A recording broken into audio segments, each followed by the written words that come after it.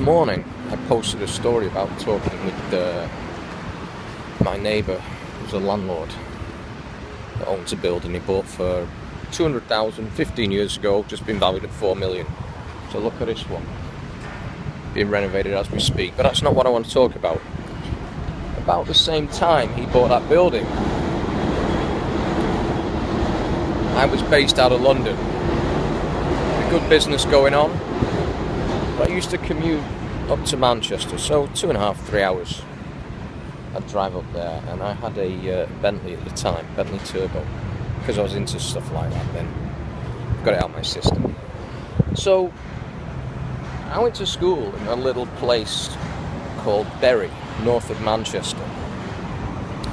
And when I played football at school, sometimes we'd go on to Bury's training ground. So I always had a soft spot for this club. It's a small professional club. And they weren't doing well. They'd not won a game in 15, not scored in 7. I took it upon myself to drive up to Bury and solve the issue. I didn't have a fucking clue what I was going to do, but I knew I could solve the issue. I had no appointment, I had no nothing. The manager at the time was a guy called Neil Warnock, who went on to much bigger and better things. And I show up one day, I figure out what time their training sessions finish, and then the next day I make a point of getting there about 15, 20 minutes, half an hour after training finished. So I show up at the gates and I just blast my horn, and the guys, do you have an appointment? Yeah, I'm here to see Neil. He just opens up, lets me through. Drive, I park in a chairman's spot. I go inside. The woman behind the reception is the mother of 2 England international players. I'm not phased. I said, oh, hi, I'm here to see Neil. Oh, are you? Okay, I didn't have it in a book. Who is it? Oh, just tell him Tony's here. So she goes in, and I can hear this conversation, and she says, Neil, Tony's here to see you. Oh, okay, send him in. I just walk in, and Neil sat there with another coach whose name escapes me, but ended up at the England youth coaching. And I said, I've come to solve your problem.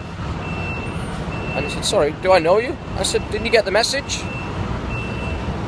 I told you I was coming. I drove up from London to see you to solve your problem. He said, we don't have a problem. Okay, you've not won a game in 15 and you've not scored in 7 or 8. And you don't have a problem. He said, oh, that? Well, we're working on that. All right, how much time are they going to give you to work on that? So he said, well, what's it about? I said, I can solve this problem. I can show you in 15 minutes how I can fix this for you. I'm here from London, I'm here right now, I've drove up here especially. So what's it going to cost me? It's going to cost you nothing to watch for 15 minutes. I said, but if you've got anyone else on the coaching staff, I need them in the room right now. He calls this other guy, his assistant, a guy called Kevin Blackwell, who again ended up at much bigger and better things. Kevin tells him over the phone he's busy eating lunch, and Neil says, I don't give a fuck about your lunch, get in the room right now or pack your shit. So Kevin comes. From that moment onwards, Kevin and I never got on. So I do my thing. I show him on a whiteboard with a marker, 15 minutes, how to change the whole thing based on the psychology of going into games knowing you've already lost them. After 15 minutes, he was sold cold. As was the other coach. His name was actually Ronnie, I remember now. Kevin argued against it. And Neil told him to shut up. And then he said, okay, how does this work? I said, I'm going to need an hour a week with all your squad for every week between now and the end of the season. Okay, how much does that cost? $1,000 an hour. He fucking nearly fell off his chair. $1,000 an hour? No one gets paid $1,000 an hour. We don't have players that get that. I said, well, you know, your players can only do so much, but they're just players. I can affect your whole squad. He said, I just don't have it in the budget. We just don't have it in the budget. So I said, I'll tell you what. There's 12 games left, or 15, whatever it is. So I turn this around for you. Can you justify spending it at the end of the season when everything's better? I said, I could probably do something. I said, let me do the work and pay me then. No contracts, no nothing. Just a handshake. I worked with a team. They were all on board apart from one guy who played for England, who was basically an arrogant ass who knew everything. He played for England, but he was playing in the lower divisions. His ego was huge. So I do my thing. 15 games, no wins. 7 games, no score. Next game, a tough one away. And miraculously, they win it. And the same the week after. And then they were playing top of the table teams and beating them.